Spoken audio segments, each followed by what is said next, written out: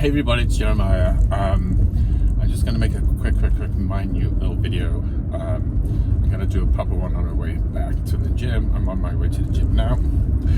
And I'm just going to try something new. So this is just a quickie, and I'll catch you on the other side. Hey everybody, it's me. I'm back again. So we're trying something new. I hope you like the little intro thing. And so somebody was asking me about my medications and have I ever come off them. And so because people are worried that if I don't have health insurance due to Ken losing his job, then how am I going to get my medications from my psychiatrist if I can't get an appointment to see him? And then worried if I get a new insurance, then I've got to find new doctors and then try to get an appointment with my new doctor and go through all that stuff, because this is what capitalism medication's like. It's just a nightmare. Anyway, so people said, have you ever come off them before? And I said, yes, one time. And this was probably like 6 years ago. I got it into my head, because that's what we people with mental disorders and bipolar especially, I got it into my head that I was misdiagnosed and that basically I was just sad. So even though I've gone through my whole life like this, I just got this thing in my head that just said, you're misdiagnosed, and I'm sitting in traffic, sorry. So I'm just like looking around. Anyway, I was misdiagnosed and I wanted to come off. So I contacted my psychiatrist at the time and I said, hey, I think you misdiagnosed me. Well, she didn't diagnose me, somebody else did, but I was misdiagnosed and I don't think I'm bipolar, and I think I should come off because the medication's not doing me good.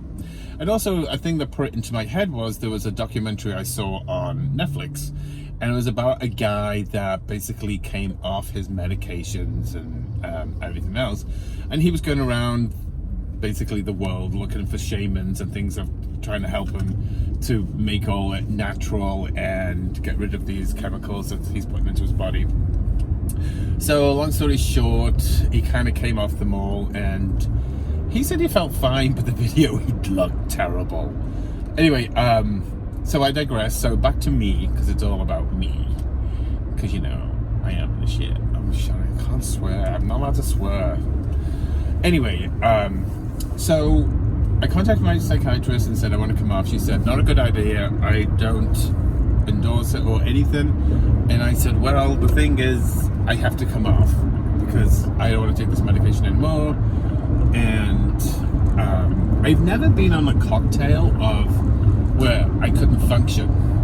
I've never been medicated that I didn't know what's going on. Granted, I have not the highest sex drive in the world because of the medication, but the other side of it is that I could be batshit crazy and masturbating all the time. Well, that's another subject. Anyway, I'm stuck behind this guy that's doing like 2 miles an hour. Anyway, I digress. Okay, I kind of lost subject of where I was going with this. Sorry, some guy who's just driving me freaking nuts. He's in the fast lane and he's doing 35 on the freeway. Anyway, so I said I want to come off, and she said no, and I said, well, I don't asking your permission, I'm just going to tell you I'm going to come off, and I wish that you could teach me or tell me the way that if I'm going to come off, how to do it. So she said, I will do that, but I want you to know that I'm not endorsing it. And I said, okay, granted, I get it. You think it's a bad idea. So I did what she said, and I weaned myself down on all my medications, and I came off. And I felt friggin' amazing.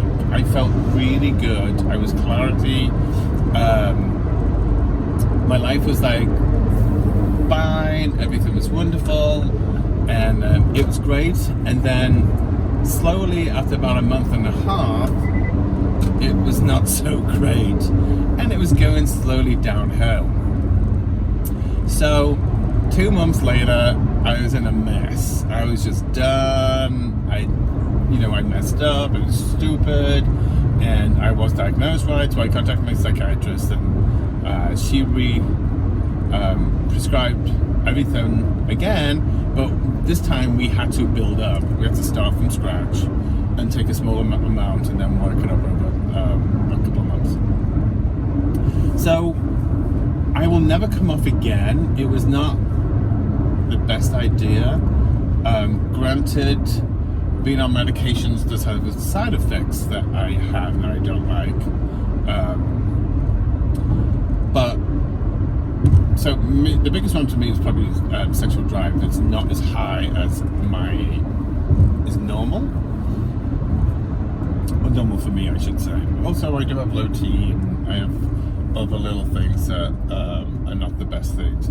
Anyway, so my thing is that I know this is all over the place because I'm hitting traffic now and I'm getting all really concentrated out, even though I can focus on my car because that's the most important part right now. So like being on medication does have, it has its pros and its cons. It's like anything in life has its pros and its cons. There's nothing that is so perfect that it is, wonderful. If you see like on medications that every so often you'll get a commercial on TV and it'll tell you about this problem that you have. And so, not that you've ever had it before, but as soon as they finish talking to you about it, you feel like you have it. And then you go to the doctors and you annoy the doctor by saying, I have XYZ, and he's like, no you don't, and you're like, yes I do, and it said so on TV. So medication is best left to the professionals. Not any one prescription is good for everybody. Everybody has the pros and the cons and what works for them, what doesn't work for them. And the people I know are with mental disorders, bipolar, none of them has the same formula that I do, because we're all just different. It's like, somebody makes a martini and then somebody else makes another martini. Somebody might put a little bit more of this in, someone might take this out, somebody might just change it all together and call it something else. I mean, it's like everybody is different. But the thing I was going to go back to was the masturbation thing. So the thing, I don't even know if this is a good topic I should talk about, but everybody masturbates and everybody should, and it's especially for men, they need to, because it helps prevent against prostate cancer, or to have multiple orgasms throughout the week, not necessarily in one go. Anyway, so sometimes when I'm hitting a manic, I go mania, I'm like crazy, like besides shopping, which is one of my senses that says I'm going crazy, is that, and this is probably too much information for people, but I masturbate all the time. Okay, so my sex drive flies through the friggin' roof. And so it's just like, it's one of the side effects of going into manicomania. Also, in manicomania parts is that you get angry really quicker, you talk quick, your brain is not functioning as fast as you want it to be. You're trying to get words out, but your brain is not popping them out quick enough, and you aggravate yourself, and it's kind of it's a horrible position to be in. It's just that no matter what you do, it's never good enough, it's never right, and it's never fast enough, and there's no satisfaction at the end of it. There's just none of it. And so as much as like it's great to have the energy, it's just sad that you need like 2 hours of sleep, and then you get up and just things just drive you crazy, because you want to sleep, and you know your body's saying sleep, but your mind is just like hell to the no. And most people who I know don't know all of this about me, and one thing I like about all my videos that I make, it's very cathartic for me, and I'm being more open, and I'm telling things that people not necessarily don't need to know, but I'm sure don't want to know. but I can't help it. It just comes out. I mean, I would never be a good spy for anybody, because I just can't tell a lie, and I can't keep a secret in. And well, I can keep a secret in for everybody else, but not for myself. But it's like, if somebody asks me questions, and it's I just can't lie and get away with it. I'm just not good at that part. So anyway, for my Manicum Mania episodes, it's exhausting. And the sad thing that in my head, I know a lot of people love them. Again, your sex drive goes crazy, all this, you're more heightened, your body's heightened, like your touch is like electrifying. It's just that your body is just so sensitive to everything. But the thing that I hate the most is at the end of it, you know there's a fall. And it's like a huge fall sometimes. And, you know, a lot of people I know that have bipolar, that once they get the medications, they don't get the highs as they used to. You still get highs, but they're not like through the roof, and you don't get the lows that you used to get off medication. Is that they miss the super highs. And to me, they're more frustrating because I just cannot get where I need to be with them.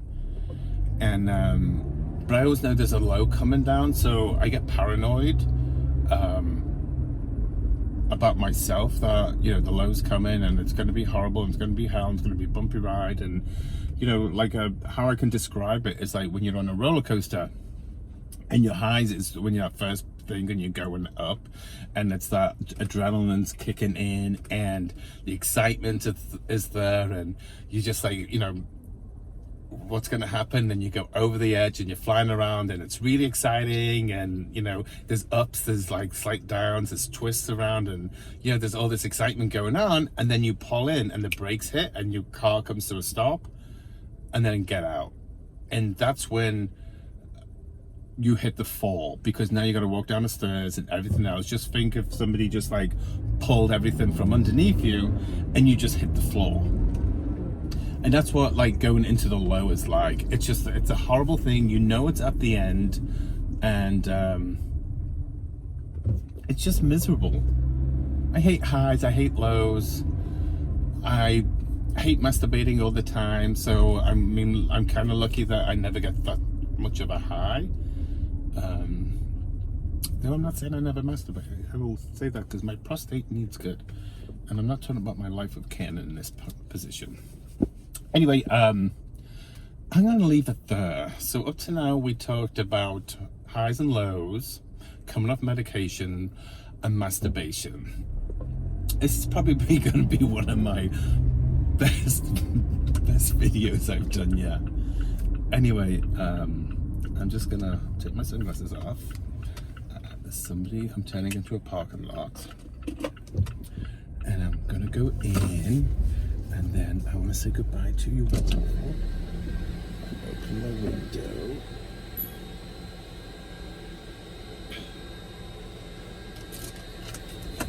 Okay. So again, how I would like to say to you all is I appreciate that you listening to me. I feel like you're all my therapists. I love your feedbacks. I like your comments. I like your messages that you send to me. And I love that you share, subscribe, ring a ding a ding a ding a ding, that bell that gives you alerts so that you know that crazy's back in town. And follows and shares and likes and follows, likes, shares, dingling bells, subscribes. Anyway, thank you all. Oopsie, this guy's not even looking. And he's still not looking. And he's a moron. Anyway, so thank you all for all your help and all your hard work that you guys do for me. And if there's anything else, or if you want to know, please let me know. I'm willing to talk about anything, as you can tell in this video. I kind of say it all. I have no hidden agenda. All right, guys, it's 14 minutes. It's a long time, and I gotta go. Jim's up waiting for me.